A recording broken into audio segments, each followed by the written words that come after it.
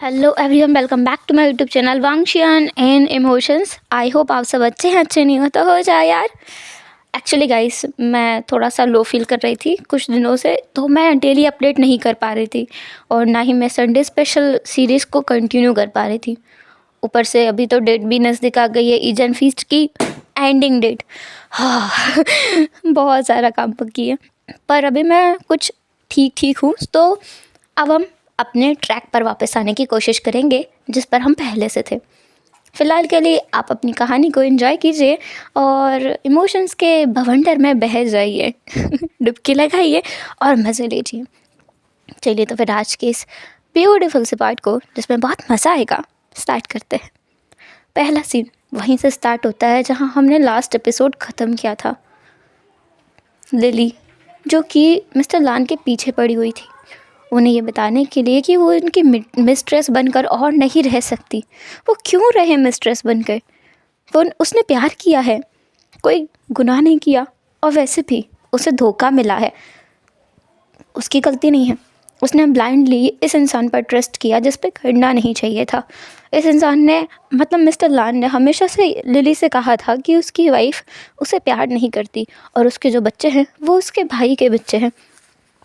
Lily बहुत गुस्से में थी और इसलिए उसने फर्टिलिटी टेस्ट कराया, जिसमें उसे पता चला कि वो दोनों बच्चे, जिनका नाम लान सचिन और लान वांगजी है, वो दोनों मिस्टर लान के ही बच्चे हैं।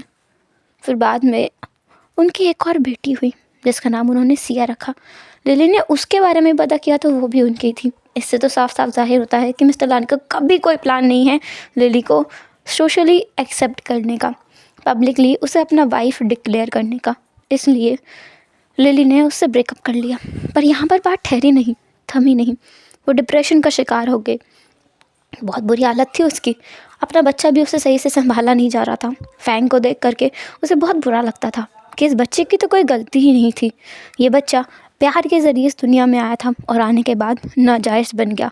ये सोच कर ही उसका दिमाग ख़राब हो जाता था। इसलिए उसने सोचा कि इस बच्चे को खुद से दूर कर देना बेहतर होगा, वरना अपने प्रीवियस एक्स बॉयफ्रेंड के गुस्से में आकर वो कहीं अपने बच्चे को ही नुकसान ना पहुंचा दे। लिली अपने बेटे फैंग को अनाथ आश्रम में छोड़ आई थी। उसका दिल तो बहुत दुखा था, पर वो क्या करे। कुछ चीज़ों के साथ में कुछ सामान ऐसा जिससे वो बाद में अगर अपने बच्चे को ढूंढना चाहे तो पहचान सके। पर उसे पता है उसका बेटा कभी उसे एक्सेप्ट नहीं करेगा उसकी सच्चाई जानने के बाद। क्यों करेगा वो? इतनी बुरी ज़िंदगी उसकी हो रखी है। लिली वहाँ से गायब हो गई। वो सीधे अब्रॉड चली गई। जो भी पैसे उसके पास थे, सेविंग्स वगैरह, उसके ज़रिए वो अब्रॉड गई। अब्रॉड जहाँ पर उसने अपनी एक नई ज़िंदगी चालू की, जिस शुरुआत में उसे बहुत डिफ़िकल्टी का सामना करना पड़ा। लेकिन बाद में वहाँ का मैनेजर उसके प्यार में पड़ गया। वो बहुत सिंसियरली लिली को ट्रीट करने लगा। लिली उसे बिल्कुल भी भाव नहीं देती थी, लेकिन वो जो मैनेजर था वो लगा ही रहा। उसने हार नहीं मानी लिली के ऊपर। आखिरकार लिली उससे मैरिज करती है और वो मिसेस लिली बन जाती है। लेकिन यहाँ बात ठहरी नहीं थी। लिली का पास्ट उसका पीछे छोड़ना चाहता ही नहीं था, क्योंकि उसका बेटा उसके आंखों के सामने आ गया था। उसका पेंडेंट, जिसकी वजह से लिली ने उस बच्चे को पहचाना था, वो उसके सामने आया। वो अपने बच्चे को खुद से दूर होते हुए नहीं देख सकती थी और अब तक उसका दूसरा कोई बच्चा था भी नहीं। इसलिए उसने अपने हस्बैंड से बात की। उसका हस्बैंड तुरंत राज़ी हो गया, क्योंकि वो तो ब्लाइंडली प्यार करता था लिली से। पर इतना टाइम के बाद भी लिली अपने हस्बैंड से प्यार नहीं कर पाई। वो ज़्यादातर समय अपने बेटे और उसके अंकल लान चरण के साथ रहा करती थी। पर क्या करें, ज़्यादा देर तक ये भी नहीं टिका, क्योंकि मिस्टर लान को इस बारे में पता चला। उन्होंने लिली को ब्लैकमेल करना चालू कर दिया। उससे बार बार कहा कि उसकी फैमिली से दूर रहे, लेकिन लिली ने कहा कि वो उसकी फैमिली में घुसना नहीं चाहती। उसका बेटा बस लान है, ओरिजिनली लान है, तो उसे लान का वो टाइटल भी मिल गया, यही उसके लिए काफ़ी है। वो और कुछ नहीं चाहती। शुरुआत में तो सच में लिली कुछ और नहीं चाहती थी। वो इस बात से बहुत खुश थी कि उसका बेटा फाइनली एक पिता के साथ है। पर धीरे धीरे वो वांगजी, लान सचिन और सिया को देखने लगी, जिसमें उनकी माँ और डैड दोनों उनके साथ हैं। साथ में अंकल का प्यार मिल रहा है और फैंग भी तो उन दोनों से बहुत प्यार करने लगा था। ये देखकर उसे बहुत गुस्सा आया। ये सब कुछ इतना अच्छा कैसे हो सकता है? उसकी ज़िंदगी बर्बाद हो चुकी है। वो अंदर से घुट-घुट तो जीती है हमेशा। उसके मन में नफ़रत का वो बीज पनप उठा, जो समय रहते-रहते बड़ा हो गया और फिर वो प्लॉटिंग करने लगी। बहुत सारी प्लानिंग और प्लॉटिंग, जिसमें उसने फैंग को अपने आप से धमकाया, ये बोलकर कि वो मर जाएगी अगर फैंग ने उसकी बात नहीं मानी तो। जब वो लोग चाइना में थे, तब विंग और फैंग एक दूसरे के साथ रिलेशनशिप में थे, लेकिन लिली ने ये देख लिया था और उसे बहुत गुस्सा आया था कि ये पिद्दी सा लड़का, मतलब जिसका कोई नाम नहीं है, कोई इज्जत नहीं है, कोई शोहरत नहीं है, ये कैसे फैंग को डिजर्व कर सकता है। इसलिए उन्होंने फैंग को धमकाया, ये बताकर कि अगर फैंग ने विंग से रिश्ता नहीं तोड़ा और यहाँ से नहीं गया ना उसका दिल तोड़ के, तो वो मर जाएगी। फैंग को लेकर वो यूएस चली गई, साथ में लांचरेन और सिया को लेकर। वहाँ जाकर भी उसने अपनी प्लानिंग और प्लॉटिंग नहीं छोड़ी। फैंग को फिर धमका कर उसने सिया की तरफ उसका मूड किया कि शायद इसको फीलिंग्स आ जाए। वो जानती है ये कितना गंदा चीज़ है, उसे पता है कि दोनों बहन भाई हैं, लेकिन सीरियसली उसे इस बात से कोई फ़र्क नहीं पड़ता है। वैसे भी वो तो बस सिया को पूरी तरीके से डिस्ट्रॉय करना चाहती है, क्योंकि वो उस लान की बेटी है जिसने उसकी ज़िंदगी बर्बाद की है। इन सब में बहुत मेहनत लगी उसे, सबका ट्रस्ट जीतने में, अपने बेटे को सबका लाडला बनाने में, और फिर बाद में सबकी ज़िंदगी के साथ में खेलने में। ये सब कुछ सही चल रहा था, लेकिन उसे पता चला कि उसके बड़े नेफ्यू ने शादी कर ली है। लान सचिन की शादी की बात सुनकर वो थोड़ी हैरान हो गई थी कि अब पता नहीं कौन सा नया कैरेक्टर उसकी ज़िंदगी में घुसने वाला है। इस व्यक्ति के आने के बाद में पता नहीं क्या होगा। कुछ महीनों तक तो वो इंतज़ार करती है कि शायद ये लान सचिन अपना मन बदल ले, पर ऐसा कुछ नहीं हुआ। बल्कि उसे तो ये खबर तक मिलने लगी कि अब दोनों लान सचिन की वाइफ से प्यार करने लगे हैं। ये जानकर तो उसे और भी गुस्सा आया था। ऊपर से सिया भी उसी लान के आसपास मंडराती रहती है। फैमिली ने उसे पूरी तरीके से एक्सेप्ट कर लिया है। ये जानकर ही वो फैंग और चिरेन को लेकर चाइना आई थी, लेकिन जब उसने विंग को देखा था तो वो पूरी तरीके से शॉक में थी।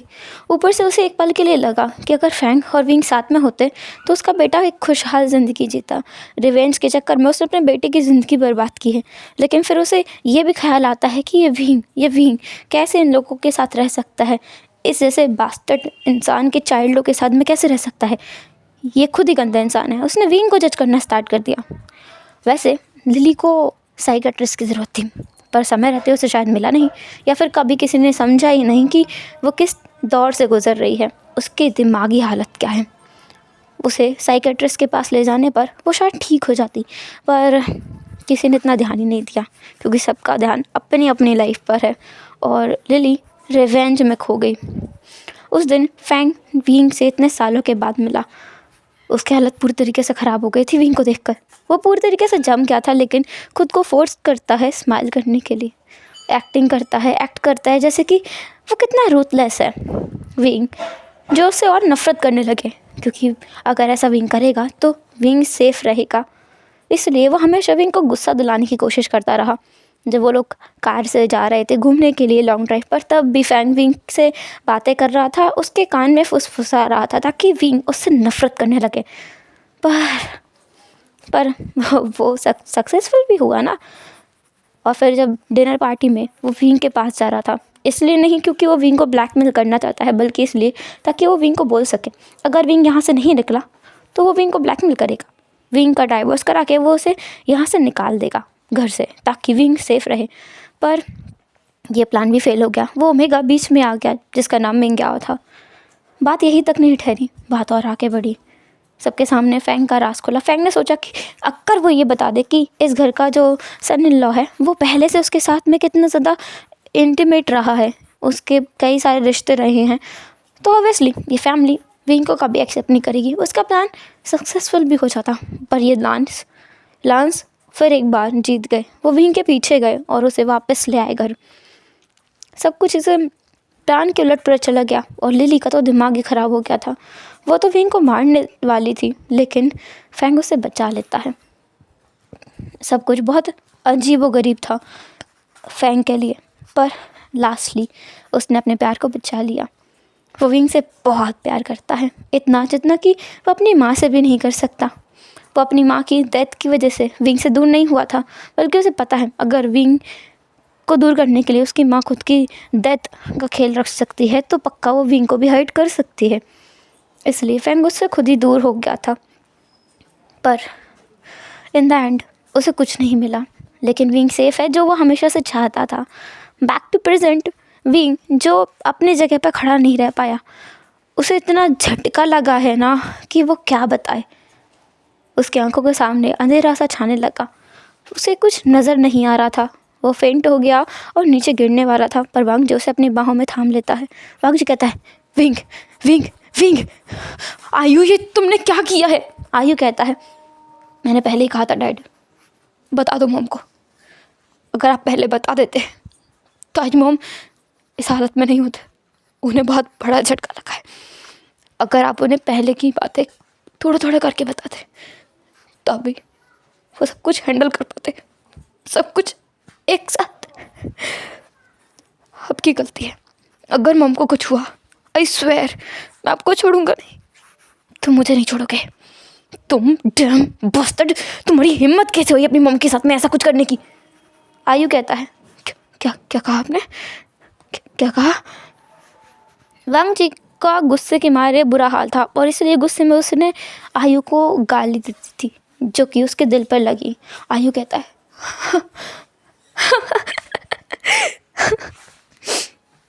गगा गगा, मैं और यहाँ नहीं रुकूंगा। मैं मॉम से बोलना कि मैं मेरे रिलेटिव्स के घर पे जाके रहने वाला हूँ। मॉम की खबर जरूर मुझे दे देना। ऐसा बोलकर वो न्यूसन की तरफ दिखता। न्यूसन आयु को गले लगा कर बोलता है, लानवांग जी तुमने ये सही नहीं किया। एक तो तुमने मेरे दोस्त की इतनी बुरी हालत कर दी और ऊपर से तुम आयु को गाली भी दे रहे हो, वो भी ऐसी। तुम जैसा इंसान मैंने आज तक नहीं देखा है। विंग ने बहुत गलती कर दी, बहुत बड़ी गलती कर दी है तुम्हारे साथ रहकर। फैंग और फैंग फैंग सॉन्ग तू देख रहा है, विंग कभी गलत नहीं हो सकता। विंग कभी गलत इंसान को नहीं चुनता है। देख, उसने फैंग को चुना था और फैंग ने अपनी जान देकर भी उसकी जान बचाने की कोशिश की।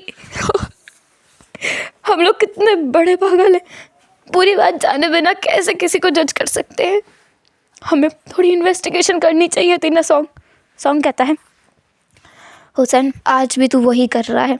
तू वांग जी के एक्सप्लेनेशन सुने बगैर, उसे पूरा जाने बगैर उस पर इल्ज़ाम लगा रहा है विंग की हालत के लिए। ये एक बार और गलती हो रही है। विंग ने एक पार्टनर अपना खो दिया है।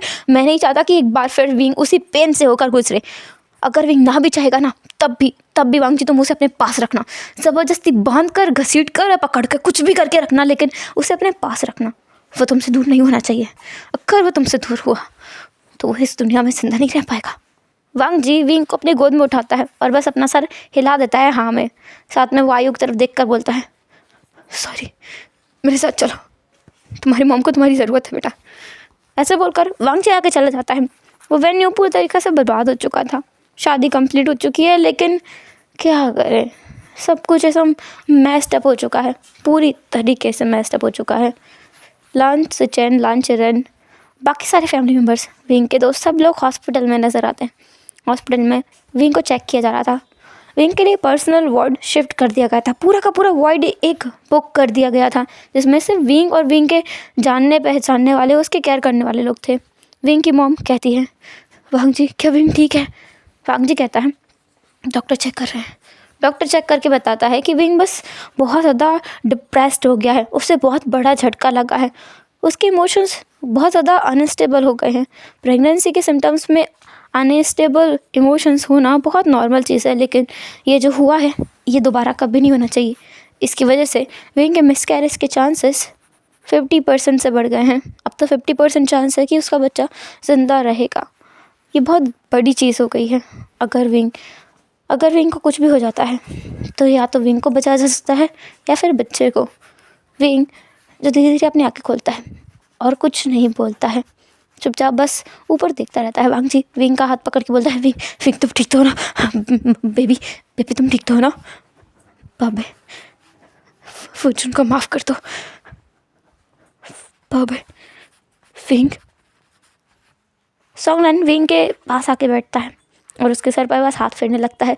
वांगची की तरफ इशारा करके बोलता है कि वो कुछ ना बोले और बाकी सबको भी इशारा करता है कि वो लोग जाएं, विंग को यहाँ अकेला छोड़ दे उसके साथ।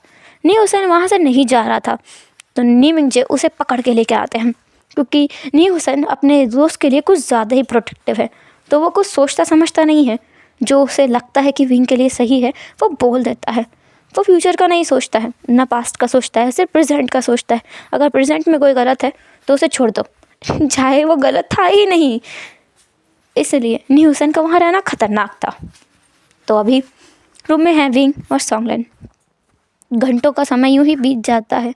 लगभग 2 घंटे से सॉन्गलन बस विंग को देख रहा है, और विंग जिसकी आंखों से आंसू निकलते जा रहे हैं। फाइनली विंग सॉन्गलन की तरफ देखता है और सॉन्गलन तुरंत के तुरंत विंग को गले लगा लेता है और कहता है, क्या हुआ है, इतना क्यों रो रहा है? सब ठीक है, वो भी ठीक है, पर ये मैं समझ सकता हूँ तो अभी किसी हालत में नहीं है कुछ भी कहने के या बोलने के। जब तुझे ठीक लगे तब तू बात करना, अभी तू चिंता मत कर। तुझे पता है तेरे सारे चाहने वाले लोग वहाँ उस दरवाजे के पार खड़े हैं। सभी चाहने वाले? हाँ, सभी चाहने वाले। तेरा husband, brother in law, mother in law, father, wing कहता है फादर इन लॉ, हाँ फादर इन लॉ, अंकल लांचरन वो भी खड़े हैं। और फैंग कहाँ है? फैंग क्या क्या फैंग? विंग थोड़ा शांत हो जा, तू खुद को संभाल ले, उसके बाद फैंग से आके मिलना। नहीं,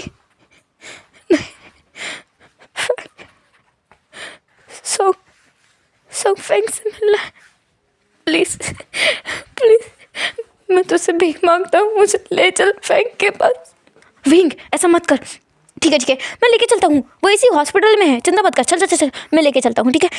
तू रो मत, तू रोएगा तुझे पता है ये बेबी कितने ज़्यादा प्रॉब्लम में है, तुझे पता है।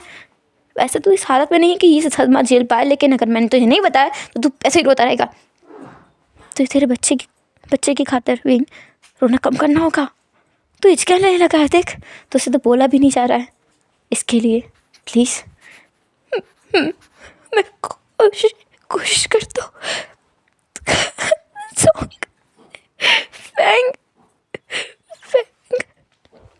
विंग तू भूल मत, तू पहले से शादीशुदा है और तो तेरे पास एक नई जिम्मेदारी है। तो फैंग के बारे में नहीं सोच सकता। मुझे उससे मिलना है, एक बार मुझे उससे दिखना है, कुछ करना। ठीक है चल। विंग को वो पकड़ के उठाता है, विंग को टाइटली होल्ड करके रखता है सॉन्गलन, ताकि विंग गिरे नहीं। जब दरवाजे के बाहर सब लोगों को विंग देखता है तो वो डर जाता है कि ये लोग उसे रोकेंगे, पर कोई कुछ नहीं कहता है। सॉन्गलन विंग को अपने साथ ले जाता है, लेकिन कोई उसका पीछा भी नहीं करता है। ये सॉन्गलन ने कहा था कि विंग को थोड़ा टाइम और स्पेस दो। वो अगर किसी से नहीं मिलना चाहता है, किसी से बात नहीं करना चाहता है तो मत करो। स्पेशली वांगजी और आयु दोनों जितना हो सकता है उतनी देर के लिए उससे थोड़ा दूरी बना के रखें, थोड़ा स्पेस दें, वो अपने इमोशंस को थोड़ा हैंडल कर सके। कभी कभी किसी को सहारा देने से ज़्यादा उसे अकेला छोड़ देना अच्छा होता है, ताकि वो खुद को समेट सके। वरना कोई और उसे समेटने के लिए आता है तो और बिखेर देता है। इसलिए सॉन्गलन ने कहा कि सब लोग दूर रहें, और जिस सपोर्ट की अभी विंग को ज़रूरत है वो सॉन्गलन बन जाएगा। सॉन्गलन अब उस वार्ड के बाहर खड़ा था विंग को लेकर, जिसके रूम के अंदर फैंग है। फैंग की बॉडी रखी हुई है, या कहें वो कोमा में पड़ा हुआ है। विंग कहता है क्या या फैंग? विंग फैंग ही है, अंदर नहीं जाएगा। बोल मैं कैसे क्या अपने पैरों से अंदर जाएगा, और कैसे अंदर जाएगा? सॉन्गलन जो कोशिश कर रहा था कि विंग को हंसा सके, पर आज कोई भी जोक काम नहीं आ रहा था।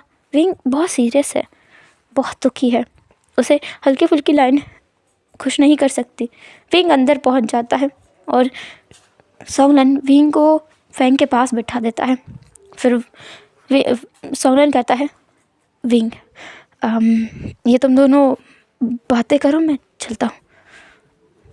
पर विंग कोई जवाब नहीं देता है। सॉन्गलन बाहर निकल के आता है और वहीं उस दरवाजे से टिक करके बैठ जाता है। वो अपने मुंह को दबा लेता है अपने हाथ से। उसे बहुत बुरा लग रहा है। वो इतनी देर से सबके सामने जो स्ट्रॉन्ग बना हुआ है, आंसू को एक कतरा उसकी आंखों से नहीं गिरा। वो सब कुछ जैसे दिखावा था। बस विंग के आगे वो स्ट्रॉन्ग बना रहना चाहता था। सब लोग सब लोग सब लोग नहीं कर सकते हैंडल विंग को, पर वो कर सकता है। उसने बहुत सालों तक विंग को हैंडल किया है, विंग को संभाला है। उसके पेरेंट्स के अलावा जिसे विंग की सबसे ज़्यादा परवाह है वो एक न्यू हुसैन है। लेकिन जो सबसे ज़्यादा सीरियस तरीके से और ऐसे जैसे कि विंग का फ्यूचर पास सब कुछ एकदम सिक्योर रहे वैसे काम करता है, वो है सॉन्गलैन और विंग बहुत ज़्यादा टची नहीं होते, लेकिन हाँ वो बहुत दोस्त, बहुत अच्छे हैं। सॉन्गलैन जो बेचारा पूरी तरीके से रो रहा था क्योंकि उसे पता है विंग किस दौर से गुजर रहा है। दूसरा विंग जो फैंग का हाथ थामते हुए काँप रहा था, उसकी पूरी बॉडी ठंडी पड़ी हुई है। ऐसा लग रहा है जैसे वो किसी बहुत बड़े बर्फ़ के गोले के अंदर जाके दस गया है और बाहर ही नहीं निकल पा रहा है, ऐसा विंग को लग रहा है। विंग का हाथ काँपता है, लेकिन फिर भी वो फैंग के हाथ को टच करता है। जैसे ही वो टच करता है उसकी आंखों से फिर एक बार आंसू की बौछार होने लगती है और वो कहता है फैंग। लेकिन फैंग वो जवाब नहीं दे सकता था। विंग थोड़ा और आगे बढ़ता है और फैंग के सर को सहलाने लगता है। विंग को नहीं पता कि बाहर अब वांगजी आ चुका है और वो विंग को देख रहा है।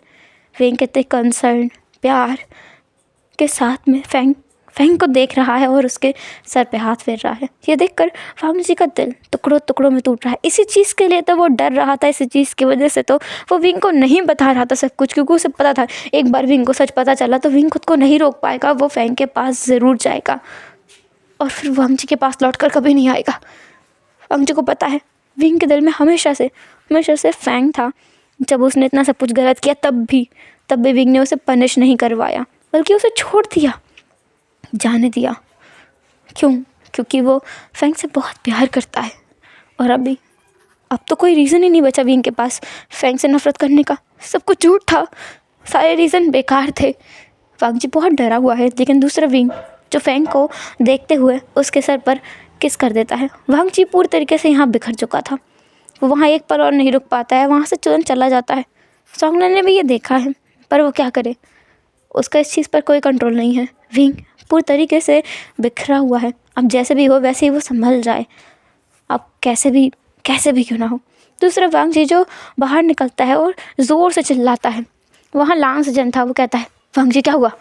वहाँ न्यू हुसैन भी था, वो कहता है क्या हुआ तुम्हें, विंग ठीक तो है ना। सब खत्म हो गया।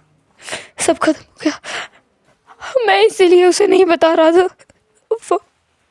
वो मुझसे प्यार नहीं करेगा, वो मुझे छोड़ कर चला जाएगा। मैं मर जाऊँगा। वो मुझे छोड़कर चला जाएगा। वो मेरे साथ नहीं रहेगा। नहीं मैं कैसे सहूँ अब। मैं नहीं विंग को लेकर आओ ना। वो फैंग के साथ है, वो फैंग के बहुत करीब है और शायद अपने प्यार का इज़हार भी कर दिया। ये सुनकर न्यू हुसैन कहता है क्या ये विंग। न्यू हुसैन के पास कुछ नहीं कहने के लिए। उसे हमेशा से पता था कि विंग के दिमाग में हर एक चीज़ में फैंग बसा हुआ है। वांगजी से शादी करने के बाद भी विंग के दिल में एक छोटा सा सॉफ्ट कॉर्नर फैंग के लिए बचा हुआ है, उसे पता था। लेकिन अब तो कोई रीज़न बचा ही नहीं है विंग के पास फैंग से प्यार ना करने के लिए। सारे रीजंस हैं बस फैंग से प्यार करने के लिए, तो वो कैसे खुद को रोक पाएगा। न्यू हुसैन कुछ नहीं कहता है और वांगजी को इतना बुरा लगता है कि वो वहीं पर फेंट हो जाता है। उसे हॉस्पिटल के अंदर लाया जाता है और उसे एडमिट कर दिया जाता है क्योंकि उसकी हालत बहुत क्रिटिकल है। उसे माइनर हार्ट अटैक आया है क्योंकि वो ये सदमा सहन ही नहीं कर पा रहा है कि विंग फैंग के पास वापस लौट जाएगा, वो फैंग के साथ रहेगा, फैंग के बच्चे को बर्थ देगा, फैंग को अपना फुजन कहेगा, फैंग से लड़ेगा, झगड़ेगा, उसे मारेगा, पीटेगा, उसके साथ रहेगा, उससे बातें करेगा, उससे फ्लर्ट करेगा। ये सब कुछ कैसे? बिल्कुल नहीं। जितना वो सोच रहा था उतना ही उसका दिमाग ख़राब हो रहा था। उसे माइनर हार्ट अटैक आ चुका है और उसका इलाज किया जा रहा है। बाकी सब लोग अब विंग जी के कंसर्न में थे। काफ़ी लोगों को विंग के बारे में भी चिंता हो रही थी, लेकिन विंग लगभग 5 घंटे के बाद भी वापस नहीं आया। लांस जन कहते हैं, हाँ, सही है, ये सही है, बहुत सही है। तुम्हारा पुराना लवर अगर तुम्हारे लिए जान दे दे तो वापस लौट जाओ उसके पास, और जिससे शादी की, जिसके साथ इतने सारे वादे कसमें खाए, उसे मरने के लिए छोड़ दो। वाह वाह, अच्छा है, बहुत अच्छा है कि मैंने उसे पहले ही डाइवोर्स दे दिया, वरना वांग जी की जगह शायद मैं होता। नहीं, मैं जो कहते हैं, तुम क्या बोल रहे हो सचिन, तुम्हें समझ भी आ रहा है? लां सचिन कहता है, झूठ बोला क्या? तुमने देखा नहीं विंग कितने देर पहले का गया है, अब तक उसने वांग जी की एक खबर तक नहीं ली। मेरा भाई, मेरा प्यारा भाई, जो कभी किसी की तरफ आंख उठा के नहीं देखता, आज तक कहाँ पड़ा हुआ है, किस हालत में है वो। ये दूसरी बार है जब विंग ने मेरे भाई की जिंदगी को दांव पे लगाया है। मैं उसे कभी माफ़ नहीं करूँगा, चाहे वो अपने प्यार के पास जहाँ जाना है वहाँ। लेकिन हाँ, लान का ब्लड लान में रहेगा। वो बच्चा जो उसकी पेट में अभी है, उसे मेरे पास आना ही होगा, मैं उसे कहीं नहीं जाने दूंगा। नीमिंग जे बहुत ज़ोर का थप्पड़ मार देते हैं लांस जिनको और कहते हैं, तुम्हारा दिमाग ठिकाने पर नहीं है, तुम क्या बोल रहे हो, क्या सोच रहे हो, समझ में आ रहा है तुम्हें? ये सिचुएशन कोई डिसीजन लेने की नहीं है, फिलहाल सबको संभालने की है। तुमने वांग जी को देखा कि वो कितना बिखर गया, तुमने विंग को नहीं देखा कि वो कितना बिखर चुका है। एक बात बताऊं, अगर यही सब कुछ विंग और वांग जी के बीच हुआ होता, और अगर वांग जी अभी उस हालत में होता जिसमें फेंक गए, तो और विंग कहाँ जाता? इतना कहा ही था नीमिंग जी ने, उन्हें एक थप्पड़ पड़ चुका था। लांस जैन कहते हैं, हाउ डियर यू मिंजे, तुम्हारी हिम्मत कैसे है मेरे भाई को उस इंसान से कंपेयर करने की जो एक बास्टर्ड है। वो हम लोगों का नाजायज औलाद है, कोई मैच नहीं है उसका और मेरे भाई का, कोई मैच नहीं है, और उसकी जगह मेरा भाई कभी नहीं हो सकता। अगर कोई उसे अपनी जान देने की धमकी देकर भी अपने प्यार को छोड़ने के लिए कहे तो वो कभी नहीं छोड़ेगा, कभी कहीं नहीं चाहेगा, उसके साथ बना रहेगा। अगर कोई उसे हर्ट करने की कोशिश करेगा तो वो उस हर्ट करने वाले की जान ले लेगा, ना कि खुद अपने प्यार को हर्ट करेगा। ये इस डर से कि कोई और उसे हर्ट ना करते तो मैं ही कर देता हूँ। कौन सी समझदारी है, पूरी बेवकूफ़ी है। नहीं, फैंग और विंग वो जहाँ जाना है, पर अब वांग जी के साथ में सिर्फ और सिर्फ वो रहेगा जिसे मैं चुनूंगा। ये बोल करके लांस जैन बस नीमिंग जी को वहाँ से धक्का दे देते हैं और कहते हैं, यहाँ से निकल जाओ, इससे पहले कि मैं और ज़्यादा गुस्से में बिखर जाऊँ, टूट जाऊँ, फट जाऊँ तुम्हारे ऊपर। यहाँ से निकल जाओ, जब मैं शांत हो जाऊँगा तो मैं तुमसे बात करूँगा, कॉल करूँगा तुम्हें, निकल जाओ यहाँ से। नीमिंग जी कहते हैं, तुम अभी गुस्से में हो, आराम से तसल्ली से सोचना, विंग जिस कंडीशन में है तुम उसके साथ कुछ ऐसा वैसा मत करना। लांस जैन कहते हैं, अभी भी उसके बारे में सोच रहे हो, अभी भी? अब तो मुझे शक हो रहा है तुम लोग सच में भाई हो या फिर तुम्हारा उसके साथ में कोई रिश्ता।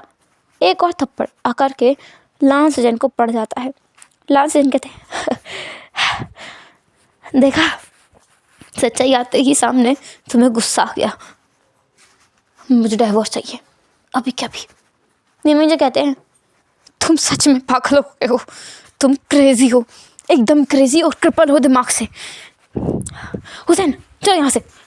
नीमिंग जी कभी भी किसी भी हाल में लांस जैन को डाइवोर्स नहीं देंगे। उन्हें पता है कि वो अभी गुस्से में है, गुस्से में इंसान कुछ भी कहता है, कुछ भी करता है, पर वो उस चीज़ को मीन नहीं करता है।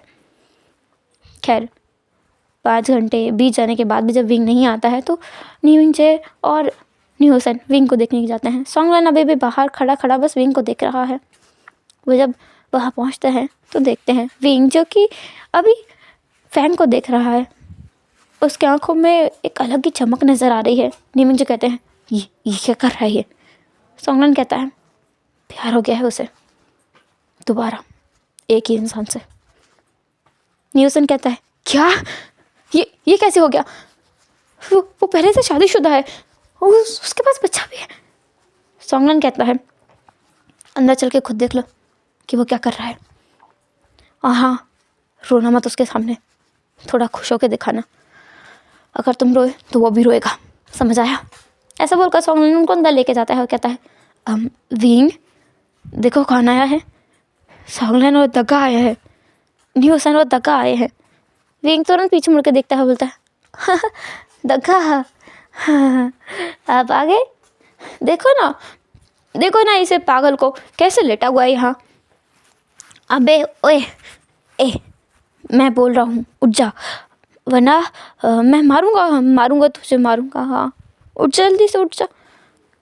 एक बात बताऊँ तो बहुत खुश हो जाएगा जानकर फैंग, हम दोनों पेरेंट्स बनने वाले हैं। ये सुनकर तो वहाँ खड़े तीनों लोगों के पैरों तले ज़मीन खिसक चुकी थी। कसम से ये क्या हो गया है अचानक से। विंग कहता है क्या हुआ आप तीनों को, वहाँ क्यों खड़े हो? हुसैन तुम यहाँ जल्दी से। नहीं, हुसैन विंग के पास जाता है, लेकिन बहुत डरते डरते वो अंदर से एकदम काँप गया है। ये सुनकर वो अंदर से काँप गया है कि ये इम्पॉसिबल है, नहीं ऐसा कुछ नहीं होना चाहिए। विंग कहता है तुम क्या कर रहे हो? फैंग देखो हुसैन आया है, अगर तुम नहीं उठे ना तो देखना वो तुम्हें कराटे से हरा देगा, बुरी तरीके से पीटेगा तुम्हें, इतनी बुरी तरीके से मारेगा कि तुम चलने फिरने के लायक नहीं रहोगे। वेल तुम चलने फिरने के लायक तो वैसे भी नहीं हो, तुम क्रिपल पड़े हुए हो, पर फिर भी जल्दी उठ जाओ, तुम्हें और हमारे बेबी को, मुझे और हमारे बेबी को तुम्हारी ज़रूरत है, जल्दी उठना। हाँ देखो मैं तुम्हारा इंतज़ार कर रहा हूँ। डॉक्टर ऐसा बोलते हुए न्यूसन बाहर की तरफ भाग जाता है। विंग कहता है इसे क्या हुआ? क्या फैंग की हालत ख़राब हो गई है? फुजून तुम ठीक तो हो ना? सांफू तुम्हें क्या हो गया है, तुम उठ क्यों नहीं रहे? तका देखो ना ये उठ क्यों नहीं रहा, ये कुछ देर पहले तक तुम मुझसे बात कर रहा था, अभी क्यों नहीं उठ रहा है? उठ जाओ। डॉक्टर आकर के विंग को वहाँ से हटाता हुआ कहता है मिसेस लान। क्या मिसेस लान? फैंग देखो ना मिस्टर लान को क्या हुआ है, चेक करो उसे, उठ ही नहीं रहा है।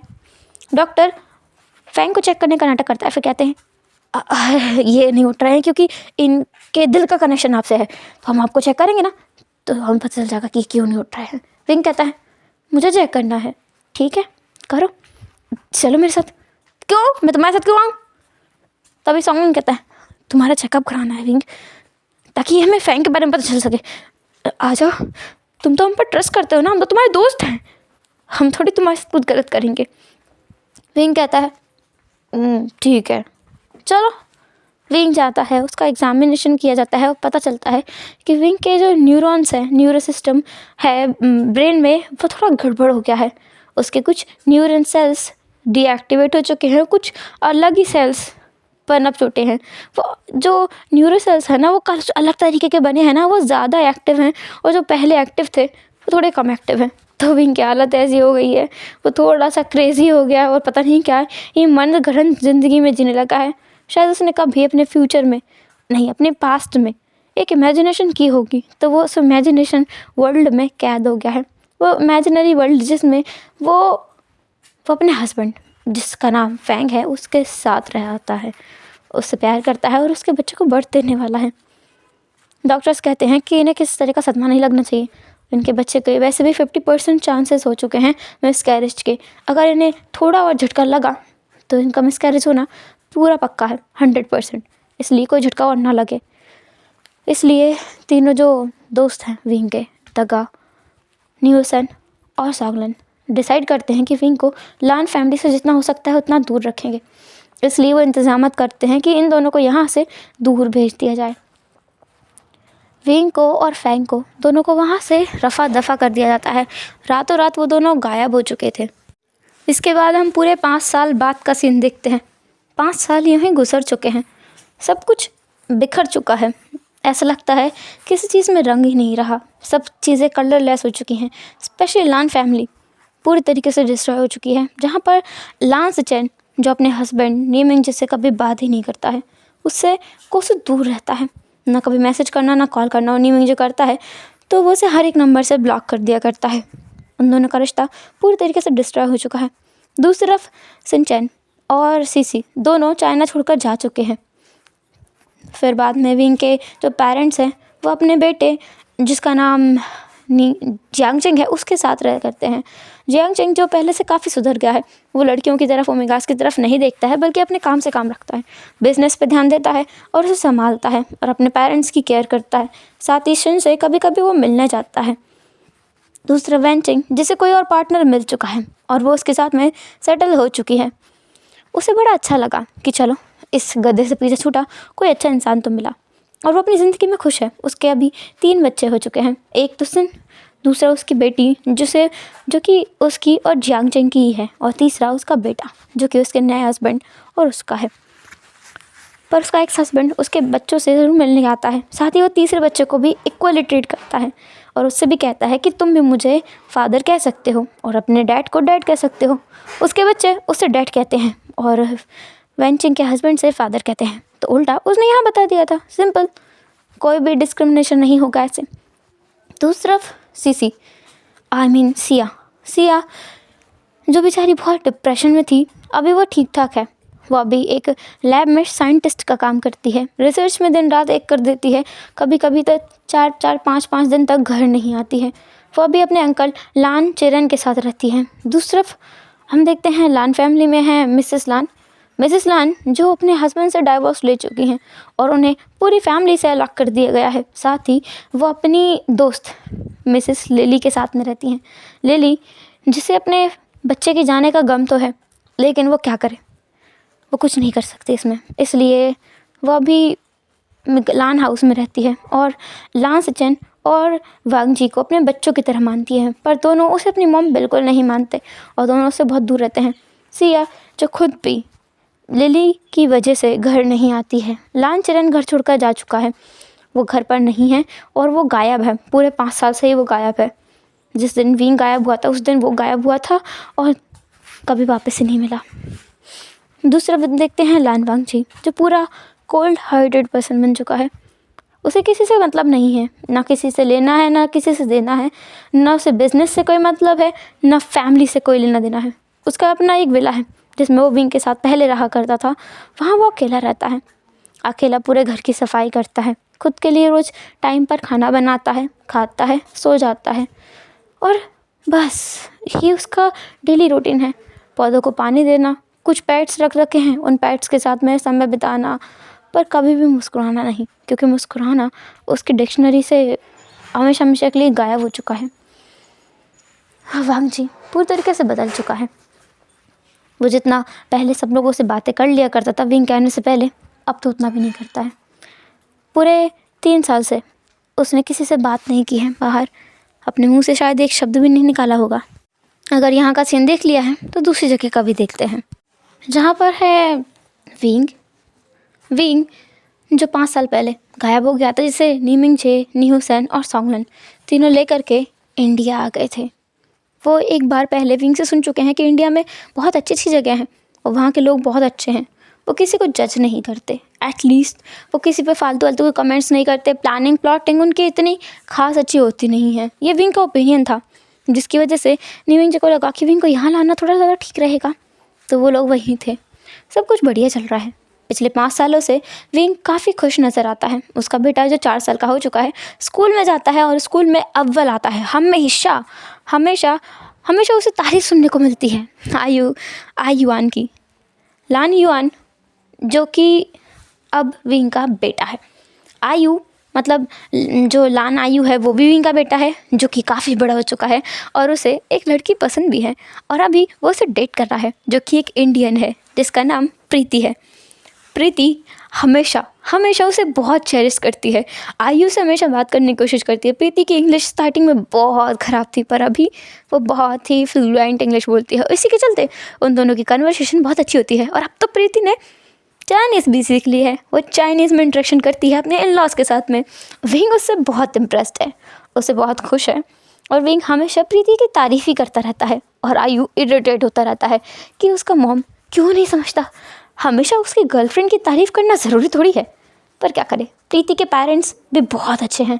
उन्होंने ऐसी फैमिली आज तक नहीं देखी जो कि एक लड़की के बॉयफ्रेंड होने की बात को इतनी आसानी से एक्सेप्ट कर लें और उसे अपने घर में आने जाने दें और रुकने भी दें। सब कुछ बहुत अच्छा है।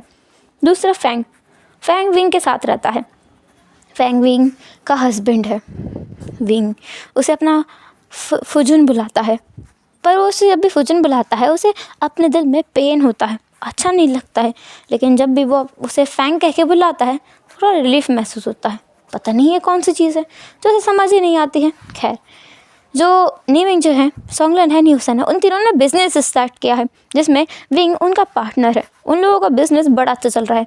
इंडिया में बहुत सारे वर्कर्स ऐसे हैं जो बहुत कम पैसे लेकर बहुत अच्छा काम करते हैं। उन्हें बस थोड़ी ट्रेनिंग देने की ज़रूरत है, इसलिए वो लोग बहुत ज़्यादा खुश हैं इस चीज़ से।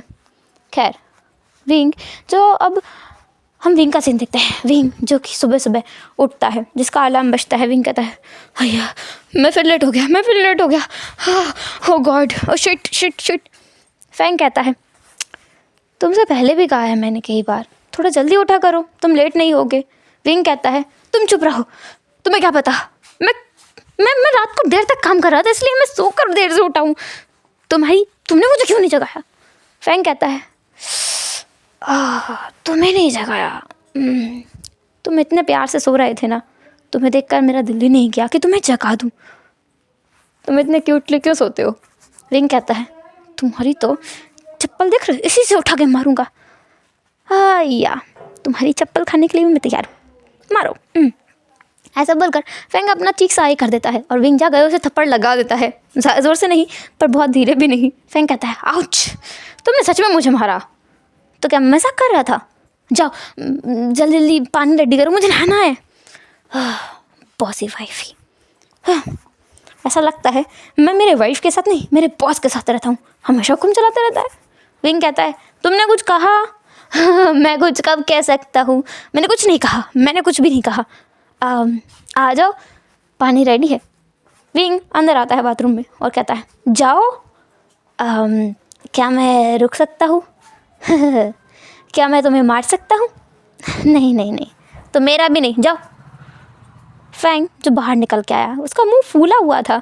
लांच रेन जो कमरे के अंदर आते हुए बोलता है, तुमने फिर उसे तंग किया ना? फैंग कहता है, dad I am really serious, ये कब मुझे सीरियसली लेगा, लिटरली। लांच रेन कहता है, लिटरली हाँ, मैंने ब्रेकफास्ट रेडी किया है, चलो। आयु, प्रीति और युआन तीनों वेट कर रहे हैं, चलो जल्दी से। और वैसे भी वो तीनों भी आने ही वाले होंगे, उनका पता नहीं मैं क्या करूं। डैड, आई गेस मैं आपको कुछ बताना भूल गया हूँ। क्या नहीं बताया तुमने मुझे? तुरंत बता दो फैंग, पता चला बाद में तो मैं तुम्हें मारूंगा। एक्चुअली डैड, आज वो दोनों भी आने वाले हैं। तुम इसी के लायक हो। अच्छा कहता है विंग, तुम्हें पीटना चाहिए, अच्छी तरीके से पीटना चाहिए, गधे कहीं के, इतनी सी बात बता नहीं सकते तुम, बेवकूफ़। लांच रेन ये कहता है और वहाँ से निकल जाता है। और फैंग अपना सर खुजाने लगता है और कहता है, शायद मैं सच में बेवकूफ़ हूँ, भाग ले इससे पहले कि विंग आ जाए। विंग फिर कोई काम बताएगा। फैंग वहाँ से कदम बाहर रखने वाला था रूम से, लेकिन विंग बाहर आते हुए बोलता है, आए आ जा रहे हो? फैंग कहता है, एक्चुअली डैड के पास सब लोग आज फैमिली बैंक्वेट है ना, तो मैं सोच रहा हूँ कि जा कर के हेल्प कर दूँ। हेल्प? और तुम शक्ल देखी आईने में? शक्ल तो देखिए विंग, अच्छी लगती है मेरी शक्ल। अच्छा मजाक है, बंदर जैसी शक्ल है। आए मेरे कपड़े प्रेस करके दो जल्दी से, आयरन करके दो जल्दी से, मुझे पहनना है। फैंग कहता है, नहीं मैं नहीं, तुमने मुझे अपने घर का नौकर बना के रखा है। विंग कहता है, तो तुम नहीं हो क्या मेरे नौकर? हाय ला, तुम्हारी प्यारी प्यारी बातों में तो मैं उलझ जाया करता हूँ। खैर, तुम कह रहे हो तो ठीक है। विंग जो फैंग को अपने कपड़े प्रेस करने के लिए बोलता है, विंग अपने बॉडी पर टॉवल लपेट कर आया था, पर उसके ऊपर बॉडी निकेट थी। पर फैंग उसे देखकर कुछ नहीं कहता है और ना ही वो उसे घूर कर देखता है, बल्कि उसे दूर ही रहता है। विंग जो ड्रेसअप होकर के नीचे आता है, फैंग भी पूरी तरीके से फ्रेशन अप होकर के नीचे आता है। यहाँ पे सब लोग उसका वेट कर रहे थे। वहाँ पर है लान युआन, लान आयु, फैंग, विंग, लान चिरेन, नीमिंगचे, न्यूसन, सोंगलन, शाओ शिनचैन और सीसी, ये सब लोग हैं।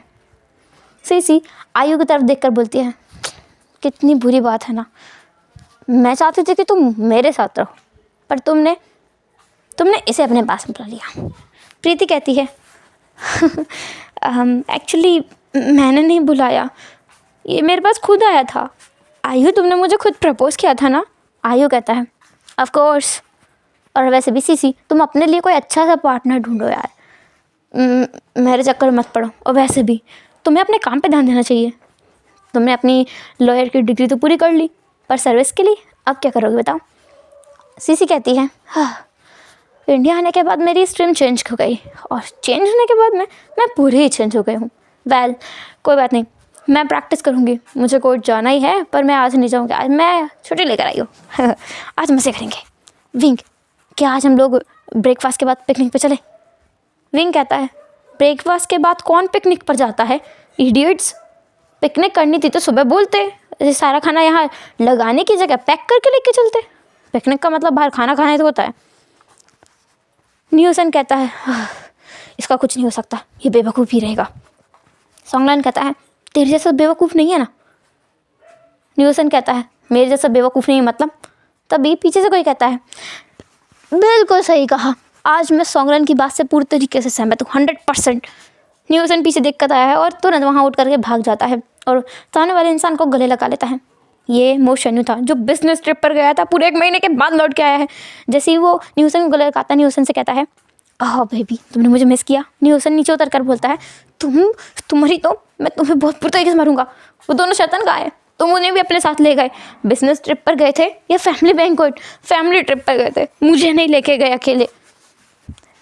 मोशन्यू कहता है ऐसी बात नहीं है, तुम्हारा बिजनेस बहुत इंपॉर्टेंट है और तुम्हारी इस महीने बहुत सारी इंपॉर्टेंट मीटिंग्स थी, मैंने तुम्हारा शेड्यूल चेक किया था। हाँ, बहुत बुरे हो तुम। तभी उसके दोनों बच्चे सिंड्रेला और जो शुआन है वो भागते हुए आते हैं, जो खुद भी विंग के बच्चे से 1 साल बड़े हैं। विंग का बेटा यहाँ पे 4 साल का है, वहाँ पे ये सब लोग 5.5 साल के हैं। विंग का बेटा 4.5 साल का है ना। वो भाग कर आते हैं, बोलते हैं मॉम हाय। सिंड्रेला बहुत अच्छे तरीके से ड्रेसअप थी और वो ऐसे अपना हाथ हवा में उठाते हुए, एक हाथ अपने कमर पे रखते हुए बहुत लचक मचक कर चलते हुए आ रही थी। उसने हील्स पहन रखी थी। न्यूसन कहता है हाँ, ये क्या बंदरिया बना के रखा है इसको? हाँ। मोशन्यू कहता है हे, ये आजकल का फैशन है, तुम नहीं समझोगे है ना बेबी? तभी सिंड्रेला कहती है of course dad, mummy doesn't understand, ये आजकल का ट्रेंड चल रहा है और लड़कियां ऐसे ही कपड़े पहनती हैं and they looks bold and sexy. इतनी छोटी सी बच्ची के मुंह से ऐसी बोल्ड और अजीबोगरीब बात सुनकर प्रीति को तो बड़ी हंसी आई। प्रीति कहती है जब मैं छोटी थी ना, मैं एक स्कर्ट और एक टी-शर्ट पहन करके पूरे मार्केट में घूमती रहती थी। ऊपर से फिर मैं पिटती थी कि मैं ऐसे कपड़े पहनकर बाहर कैसे जा सकती हूँ। इस बच्चे को देखो, हाँ I look bold and sexy. ये सुनकर सब लोग हंसने लगे। सिंड्रेला कहती है डांगरल देखो, मेरा मजाक मत उड़ाना, मैं बता रही हूँ जब मैं एक बड़ी एक्ट्रेस बन जाऊँगी ना, तुम सबको अपना ऑटोग्राफ भी नहीं दूंगी। मोशन्यू कहता है बेबी मुझे भी नहीं दोगी। सिंड्रेला कहती है of course that, you are not one of them, mummy is one of them, mummy doesn't deserve my interview. Newson कहता है हाँ, क्या बोला तूने? बोल दोबारा नन्ही शैतान। सिंड्रेला कहती है daddy save me, mummy is angry, she wants to hit me, I am so sad. Newson कहता है अगर तुमने अपनी अंग्रेजी की किताब बंद नहीं की ना, मैं तुम्हारे कान में 2 थप्पड़ से मारूंगा ना, पता चल जाएगा तुम्हें, इंग्लिश की फैक्ट्री। सिंड्रेला कहती है मम्मी आप ऐसा कैसे कर सकते हो मेरे साथ? डैडी यहाँ है, डैडी आप बताओ मम्मी को। हाँ, ओ मुझे मार नहीं सकती, मैं तो एक बच्ची हूँ।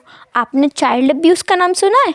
अगर आप छोटे बच्चों को मारते हो, उन्हें गंदे तरीके से डांटते हो, तो आप पर केस हो जाएगा। तू केस करेगी? हाँ केस करेगी तू? हाँ daddy, mummy is narrow minded, वो क्यों नहीं समझती सब कुछ, कितना छोटा दिमाग है इनका। विंग जैसे पीछे हंसी आ रही थी, वो कहता है उसका दिमाग ही नहीं, बाकी सब कुछ भी छोटा ही है। बाकी सब लोग विंग को देखते हैं और विंग की तो हंसी नहीं डर रही थी। न्यूसन विंग के पास आकर के उसके बालों को पकड़ता है और उसे किस कर लेता है, उसके चिक्स पर कहता है क्या छोटा है मेरा, क्या छोटा है, क्या बोला तूने? विंग कहता है सब कुछ छोटा है। न्यूसन विंग को ना घूर के देख रहा था, क्या बोल रहा है ये। विंग कहता है आ jealous jealous. Well Cinderella baby come here. Cinderella तुरंत जाती है और विंग के पास जाके खड़ी हो जाती है। विंग उसे हक करके बोलता है हे लिटिल फेरी, तुम कैसी हो। सिंड्रेला कहती है अब देखो ना आंट, ये क्या बोल रहे हैं। आंट बेटा मैंने कई बार कहा है मैं आंट नहीं अंकल हूँ अंकल। सिंड्रेला कहती है ऑलराइट आप अंकल हो, पर मम्मी को समझाओ ना, वो ऐसे कैसे मेरे साथ कर सकती है, मैं तो एक छोटी सी लिटिल फेरी हूँ ना। Uncle please help me.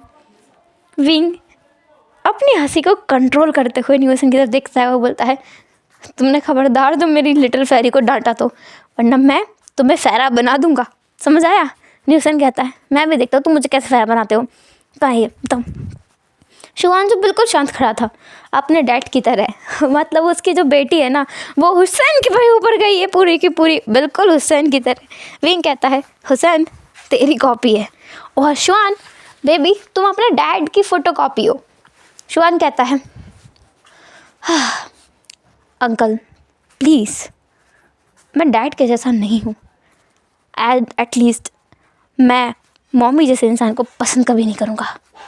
न्यूसन कहता है तुम्हारा क्या मतलब है, मम्मी जैसे इंसान को पसंद नहीं करोगे, मतलब क्या तुम्हारा। ऑफ कोर्स ट्रबल मेकर, आप ट्रबल मेकर हो, ट्रबल्सम हो, और मैं इस इंसान को पसंद बिल्कुल नहीं करूँगा। I would like to go with someone जिसके पास में बहुत अच्छा दिमाग हो, जो मेरे साथ मेरी प्रॉब्लम्स को शेयर कर सके, वैसा इंसान मैं पसंद करूँगा।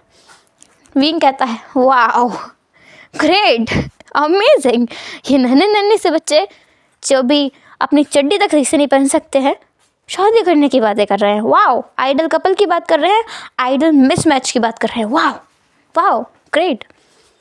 शुआन जो अपनी आंखें घुमा लेता है और ये देखकर आयु को हंसी आती है। आयु कहता है मॉम सीरियसली आपको कोई सीरियस नहीं लेता है।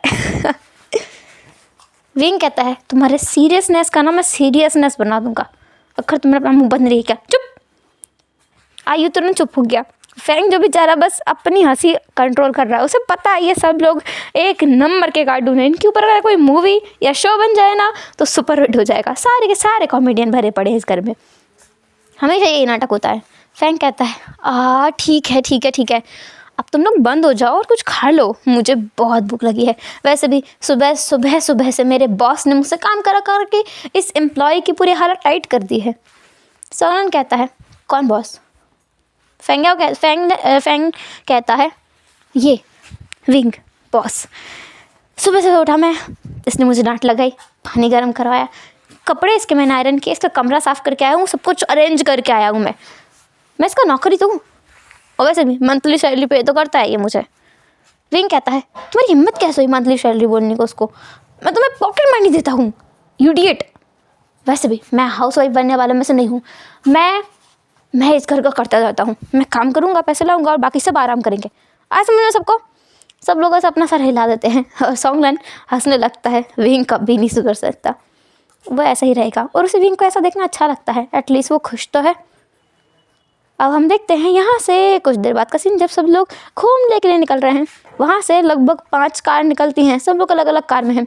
जैसे कि 3 छोटे छोटे बच्चे एक कार में हैं, उनके साथ में लांचेरन बैठा हुआ है, वो उन बच्चों को संभालने का काम करेगा। और बाकी लोग अलग अलग हैं, विंग के साथ में सॉन्गलैंड और न्यूसन है, साथ में फैंग है, और बाकी सब लोग अलग बैठे हुए हैं। कुछ लोग तो एक एक कार में एक एक व्यक्ति आ रहा है बस, और एक कार खाली है, बिल्कुल खाली कार लेके आ रहे हैं वो, ताकि अगर ज़रूरत पड़े तो ले जा सकें उसमें।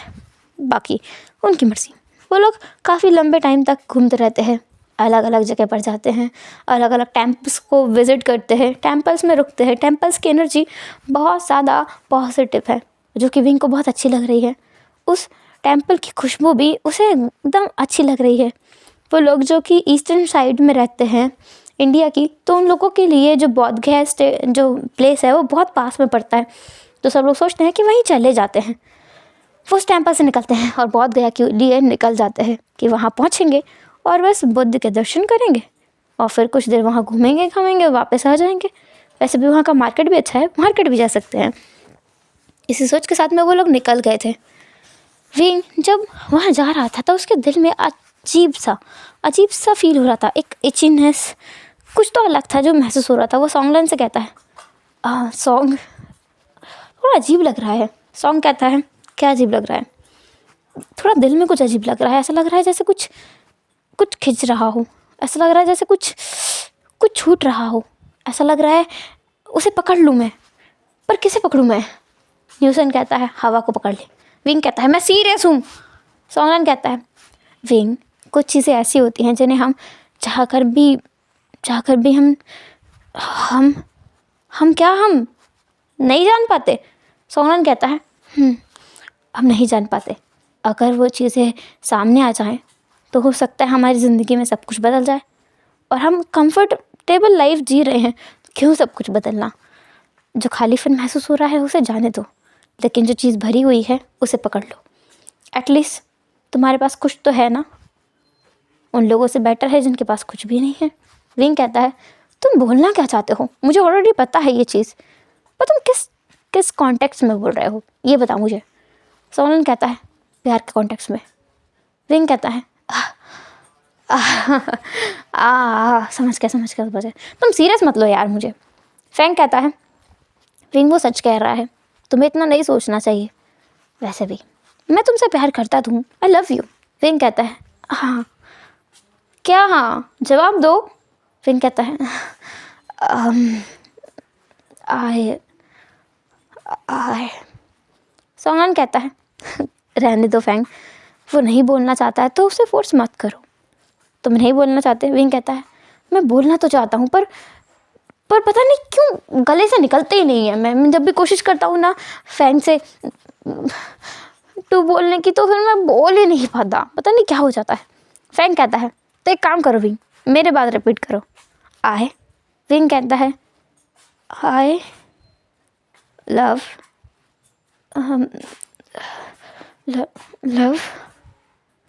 यू।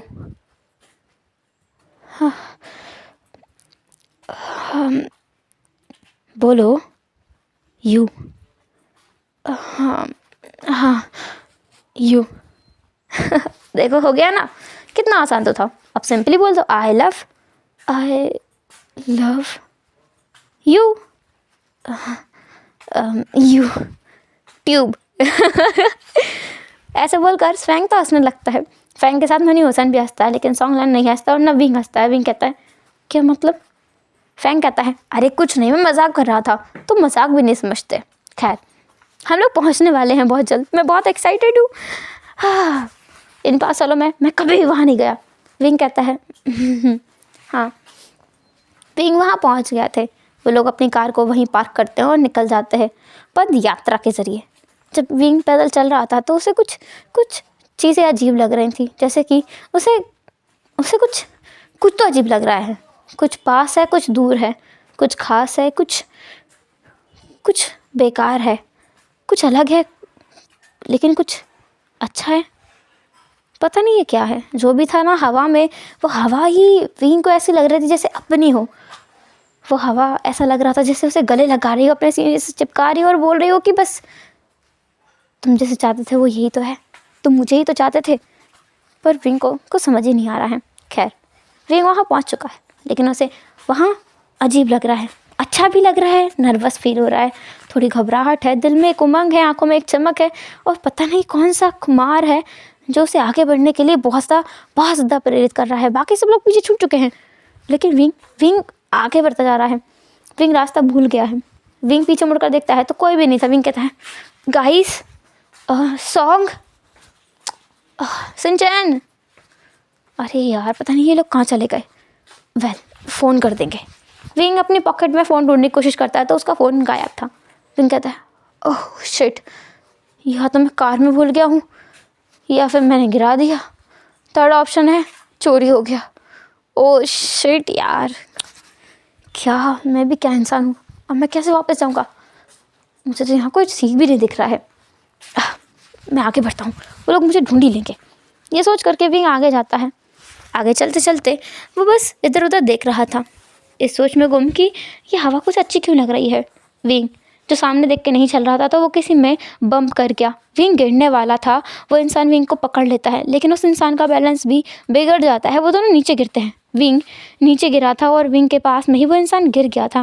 वो दोनों इस पोजीशन में थे जिसमें विंग आसमान की तरफ देख रहा था और वो उस इंसान का सर सीधा धरती पे आके लगा था। हेलो एवरीवन, तो कैसा रहा आज का एपिसोड? आपको जैसा भी लगा हो, जो भी लगा हो, प्लीज़ कमेंट्स करना। फिर मिलते हैं नेक्स्ट एपिसोड में। तब तक के लिए टेक केयर, बाय बाय। अपना ख्याल रखना। Bye bye.